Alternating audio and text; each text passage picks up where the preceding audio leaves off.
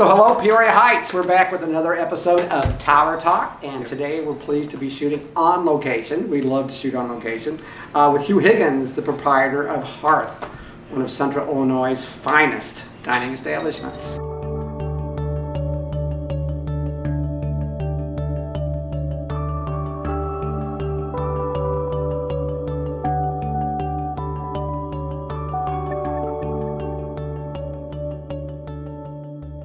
Hugh, welcome. Thank you so much, Mike. Really glad to have you here.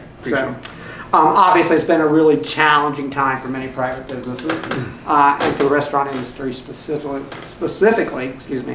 And we're going to get into all that. First, I'd like you to kind of tell our audience a little bit about yourself and how you landed in this place. Oh, God, oh, this place, beautiful story. But it's funny. I enjoyed telling to Mike some time ago, and he was quite surprised. But my first memories growing up were growing up in Peoria Heights.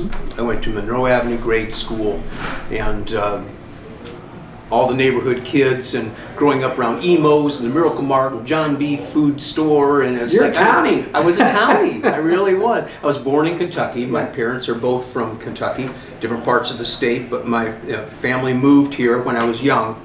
My father was a school teacher at Peoria High, and he came to Peoria. Was kind of Camelot era. Capital was growing. Harry Wicker was probably the principal back then, wasn't he? Was. Yes, he was. And so we came here in the Camelot era, and it was the first memories I have growing up over on Paris Street. And I loved the Heights and everything about it, my little velvet frieze. And then when I got to be a young man, I loved the Emporium, which was right here in this place where I am right now. Okay. It changed hands a few times, became Harper's Bazaar and then the new Emporium.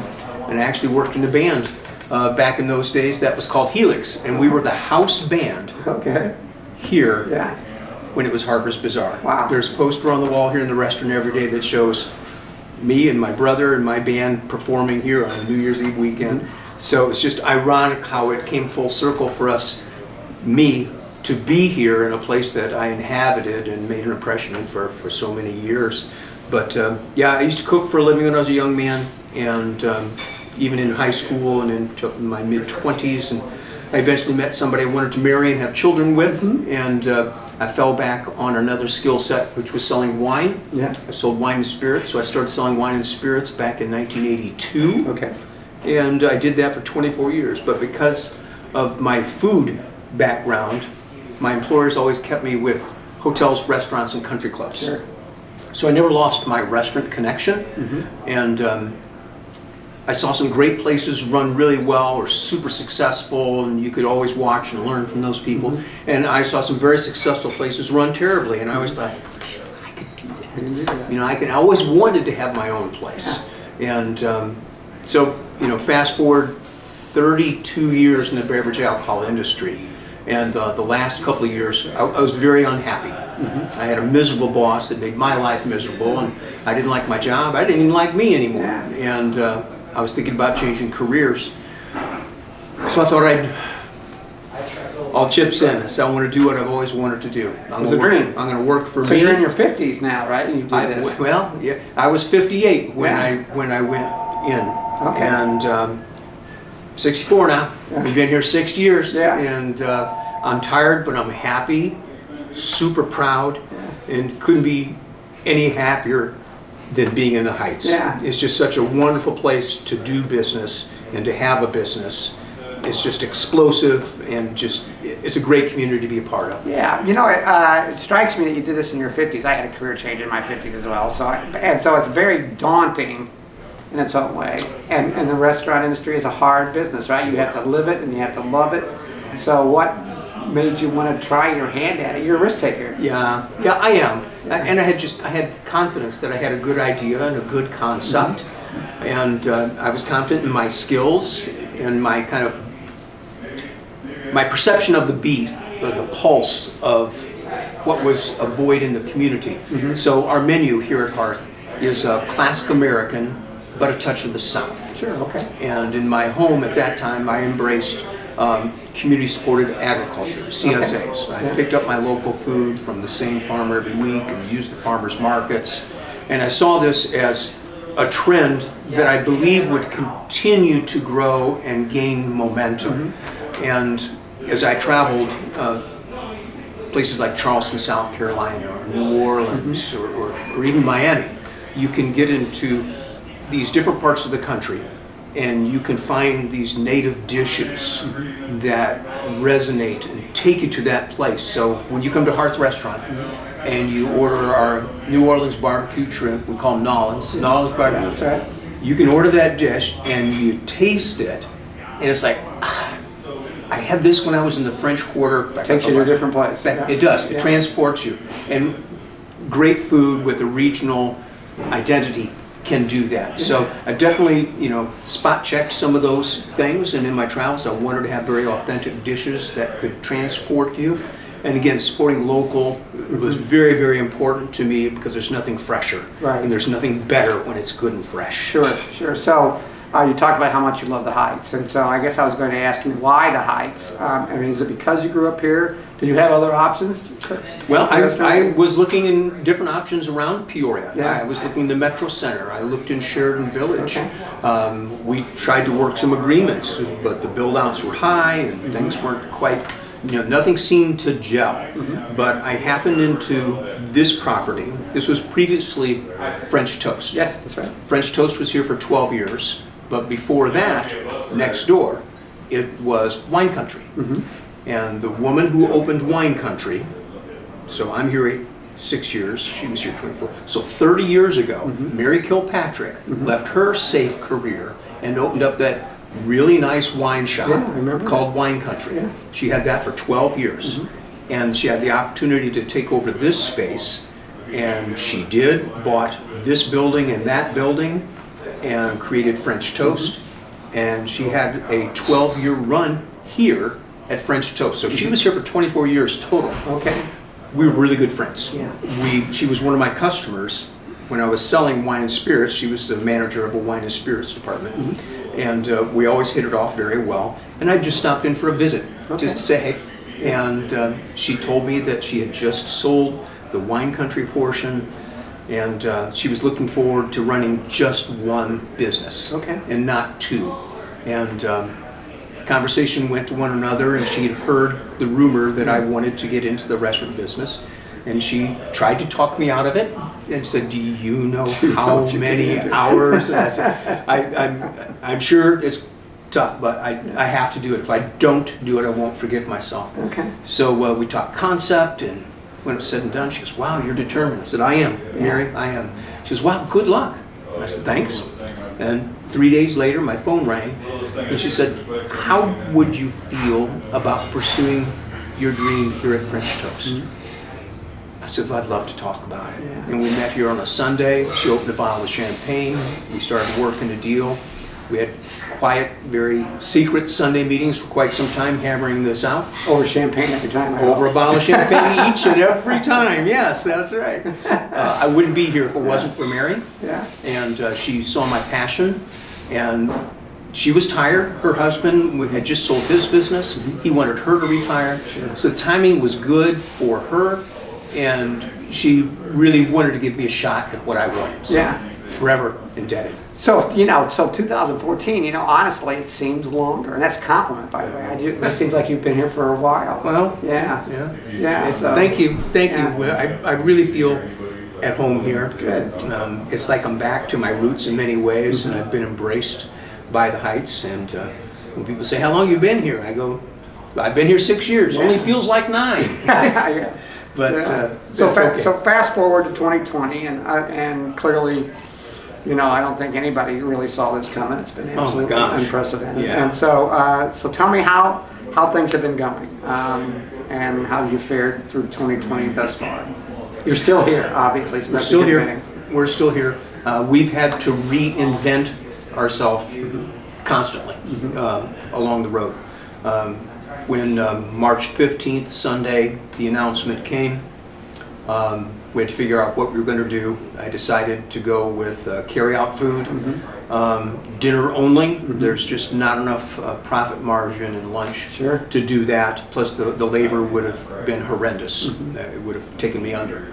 So working with a minimal staff. My son is my chef. Okay. He's a salaried employee. He's been with me since the day we opened. Okay. So between my son and I and a couple of employees that I could work part-time, we were able to hold the fort down, and we were able to do dinner service Tuesday through Saturdays. Right. Yeah, 1st of May we added Sundays. It's like we just clawing and scratching to eke out a living, so we added a Sunday night as well. So I was working 7 days a week, 6 nights a week, and it kept us afloat, just barely, but enough. Got missed on the payroll protection program first time. Didn't get it. Me too. Yeah. But I got it second time. I got it the second time. Thank goodness. Thank goodness, which made all the difference in keeping us alive and afloat. Yeah. And so now we're, continuing to reinvent ourselves. So we're doing lunch service starting tomorrow. When I say tomorrow, that would be June 5th. Yeah. Good. So for the month of June, we'll be doing lunch on Fridays and Saturdays only, kind of getting ourselves back into the swing of that. And so, yeah, we'll be doing 5 dinner services, 2 lunch services to go. We'll continue and do our best to keep trying building things up. Yeah. So how much was business off during that couple months? 80%? 80%. Yeah. Wow. Yeah. First 2 weeks were pretty good. Yeah. People were very generous. And you had loyal customers who wanted Absolutely. to make sure you stayed open, right? I pity the person who just opened a business, who didn't have enough time to establish a client base. Yeah. But I'm telling you, that phone rang off the wall the first week. People called up and said, give me $500 gift certificates. When things open up again, I'm going to give them to people that have never been to your place before. Yeah, I can tell you get a little emotional talking about that. I don't blame you. Yeah. They come in and get carry-out orders and, you know, buying fancy wine. I sold all my wine for half price. It was an attraction to get carry-out from us. They appreciated it, but they turned in those savings into very generous tips for my staff. Yeah. So my staff is here working. There was an occasion where a person's meal was like $277 for all these people they were entertaining, and they had wine and everything, and they tipped $277. Yeah. Things like that. Wow, that gets to you, doesn't it? Touches. Yeah. So you mentioned the Paycheck Protection Act. Were you able to take advantage of any of the other assistance programs? I know the county the local bank. I'm with the Morton Community Bank folks. They're just down the street from me here at Peoria Heights Community Bank. They offered some assistance with my mortgage. I'm a business owner. I'm not a renter. I'm an owner here. And so I got a half year of some lenience, so it's mortgage interest only for half for that 6 month. That's a big help. That's a big help. And just as of today, it was announced the Payroll Protection Program has been reformulated. It needs a final sign off. But in a bipartisan effort, they have passed it through. So that 2-month program is now going to be 4 months. And there's also some flexibility with the 75-25 ratio. Now it's a 60-40 payroll versus utilities mortgage. So things are looking brighter. Yeah. Well, so speaking of that, this past Friday, the governor relaxed his lockdown a bit and allowed outdoor dining. So how did that first weekend go? It was huge. It was wonderful. It was the very last weekend of May, and because of that, I was still signed on for another Sunday. So we did dinner service only Friday night, Saturday night, and Sunday night. And there was a little bit of heaven on earth today. That week, it was 71 degrees. Yeah, perfect. 71 degrees 3 days in a row. Perfect timing. We were at capacity. All 3 services. It was fantastic. Good. It made you feel pretty good. Yeah, that's fantastic. I'm glad to hear that. I think we're gonna ease back into normal here. I hope. And I know the village is trying to be as cooperative as they can be. Oh, they're wonderful to work with. And so that's great. So anyway, obviously you've been doing this a while, 6 years, but you always wanted to do it, and you've been thinking about it for a long time. So you're pretty good at it. Clearly, pretty good at it. So when you sit down to design a dining experience and a menu, what is it you're trying to accomplish? I mean, you kind of, you probably thought a lot about this before you actually went ahead and did it. I mean, the name itself, Hearth, suggests a certain coziness here, and I imagine that's what you wanted to... Exactly. Yeah, right. I wanted it to be more like you're in my home, not in a restaurant. Okay. And you'll see, you know, the art, local artists are around here, hand-blown glass by a local artist, ceramics by my son, you know, linen tables, and it's just a cozy, warm, inviting atmosphere. The china cabinet, and it's more like, you know, the buffet server. It's like you're in my house. Right. And we're not crowded. We're spaced well, so it's people can have a great conversation without having to speak above the table next to you. So that was important to me. But having that comfort food that touched the South, I thought was a void in the market that could be helpful. But I was also conscientious of market needs, and it's an evolving world. The need for vegetarian options is very real. The need for gluten-free choices is very real. Sometimes diets are a fashion. It was the Atkins diet, or it was the Miami diet, or it was the keto diet. I mean, there's always another one around the corner. But some people have very genuine food allergies and needs, and I thought if I could address those immediately in my menu, it would probably serve me well, and it has worked out well. My vegetarian items are some of the lowest selling volume items within my menu, but I know for a fact, I have a lot of friends that are vegetarians, and they tell me they so appreciate what we do because it's here and they know it's here all the time. They feel like second-class citizens when they have to go to a place and say, I would like this dish, but can you take this off and take this off? They have to reconstruct the menu. They don't want to do that. They want to go someplace where they know it's there. So having gluten-free options, vegetarian options, almost 2 proteins in every category. We are a meat-centric diet here in the United States. But, you know, there's 3 steaks, there's 2 or 3 seafood dishes, there's a lamb chop, there's a pork chop, there's 2 different poultry things. There's giving people significant amount of options, but without being overwhelming. I think I have 12, 14 items on my menu. It's easy. There aren't 50 there. There's not 50 things to choose from. You can figure it out. So classic American with a Southern flavor. Were these your own recipes, or did you sort of do some experimentation with things? And it's truly a combination. I'm really proud to say that some of these are my grandmother's recipes. Okay, great. On both sides. My mother's mother, my father's mother, fantastic cooks.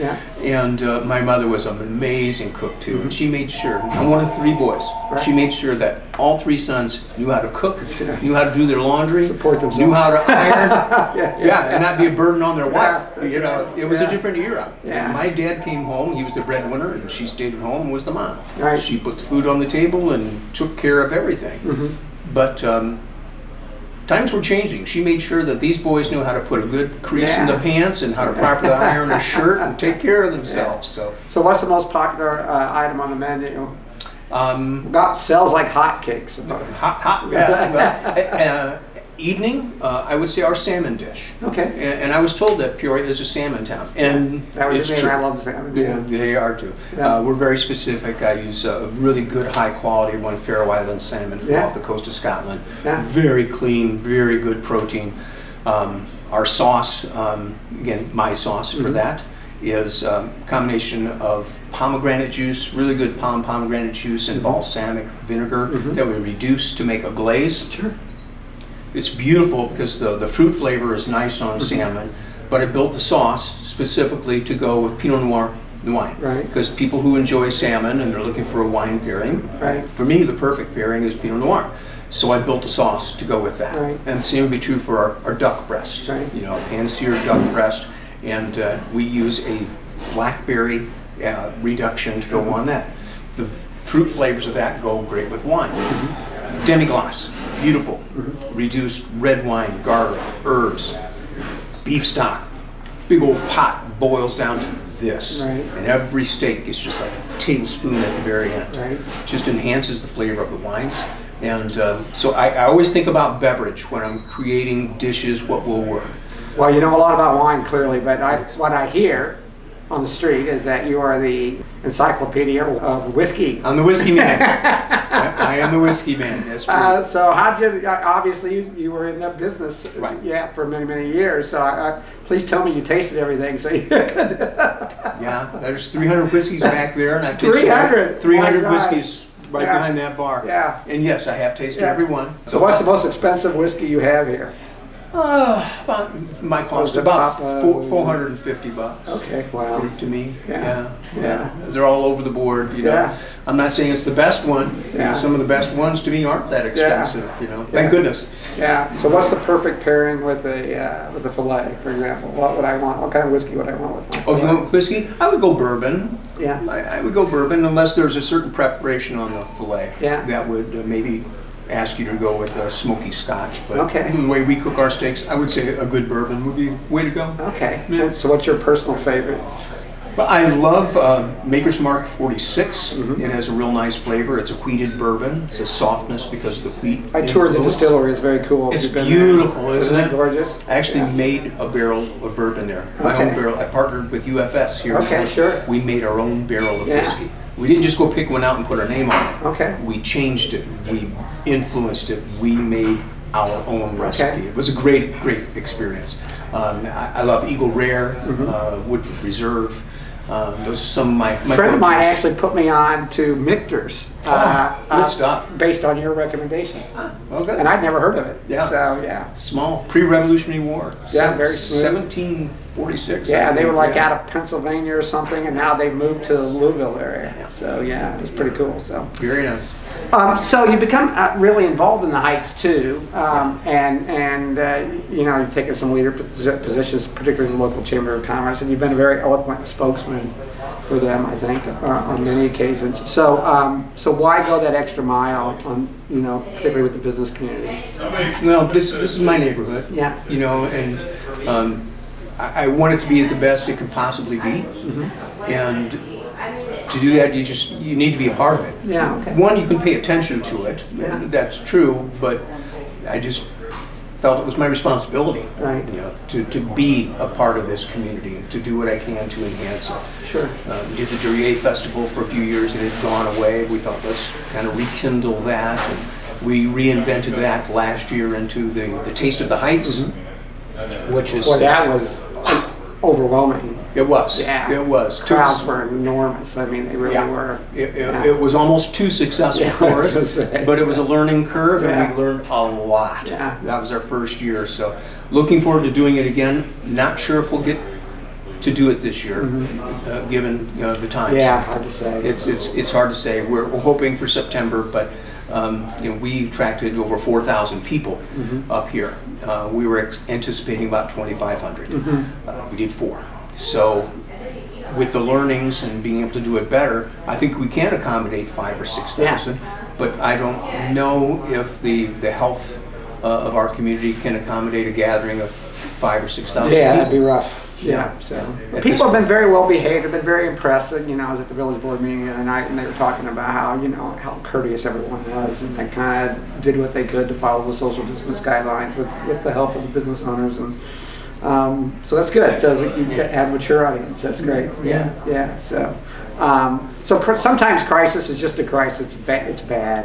And other times crisis creates opportunity for people. So I guess my last question to you would be what you learned through all of this about yourself and about this business, other than that, you know, you're resilient. Yeah. Well, I'm tired. Yeah. I'm happy, but I am tired. And my son, working side by side with my son is a great thing. Yeah. And he has not let up one bit. He's done more than he's ever done. And youthful energy. Thank goodness. Yeah. But he turned into a baker. Through all of this. There are just things, trying to find different enhancements, and he's turned into a wonderful baker. Makes the most beautiful breads and wonderful desserts. He just finished for this weekend a lemon mascarpone cheesecake with blueberry sauce. Oh my gosh, it's so good. Yeah. So creating specials, making sure that we're fresh and new is incredibly important. We couldn't rely on what we've always done. Because these wonderful loyal customers keep coming back and keep coming back, you have to keep being fresh and new for them. So our attention to detail hasn't left a bit, and going that extra mile to offer them something new all the time, whether it's a new wine special or a new dinner feature, new desserts. It's important to stay fresh. Good, good. Well, thank you for being with us today. Mike, thanks. Yeah, it's great to have you. That about wraps things up for us today here at Tower Talk. If you want a fine dining experience, make your reservation at Hearth here in Peoria Heights. Make sure you have a sip or two or three of a very, very fine bourbon. And until next time, cheers. Thank you.